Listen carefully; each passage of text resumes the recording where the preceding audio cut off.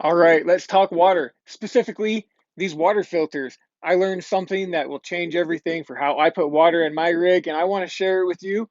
So let's check this out.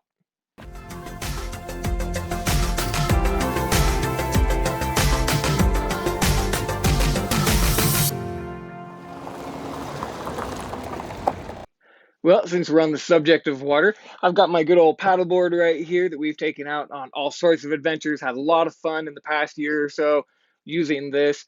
If you want to see one of those videos, I encourage you to watch one from the channel after watching this one, and as well as this thing right here that is one of the top 5 mods to the trailer. I'll put a link to that video in the description below. This video, though, is in regards to these filters. All right, you want to see magic trick? Yep. All right, we're going to turn this into a subscribe button.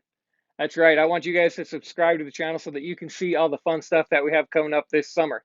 Now, this is a water filter that pretty much every RVer has, and I was using it wrong apparently.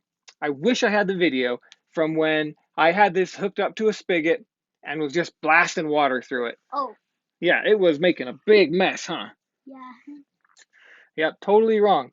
So I found out that there is only a certain amount of water that you can put through one of these for it to be doing its job, which is 2.5 gallons per minute. Now, to put that in perspective, I have one of these water pressure regulators that I did a little video on filling a 5-gallon bucket to see just how long it would take. So let's time lapse that right now.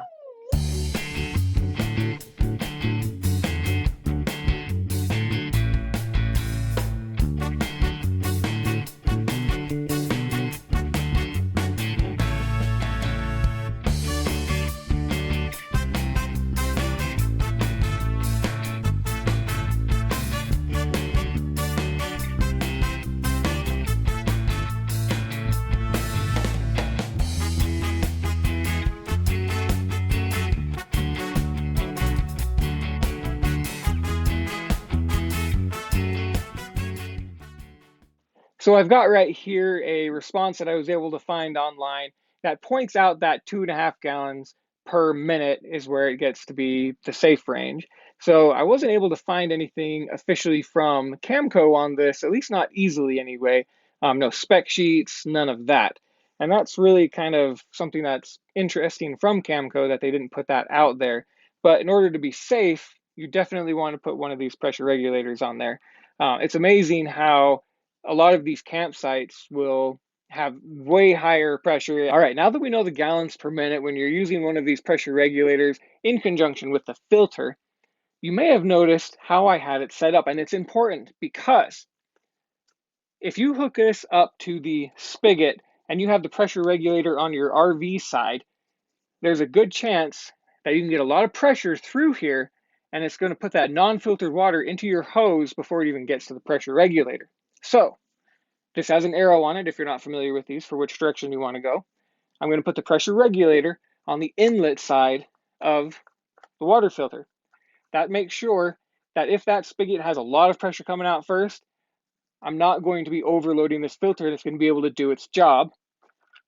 And then the other half of this, which is this little bendy hose that I have, I don't remember where I got it from. I think it came with something at some point. And that way on the spigot, it just has a little bit of room to bend and wiggle, etc. So that's really important to making sure that your filter is able to do its job. Did you have fun on this paddleboard? Yeah, it's shaky. Oh yeah, it was. And there you have it, the information that you need to know in regards to your water filter and making sure that it is able to do its job.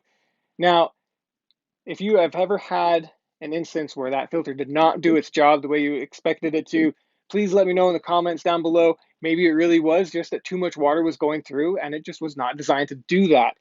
Definitely let me know. Go ahead and give me a subscribe on the channel. I definitely appreciate it. We will catch y'all on another adventure. See ya.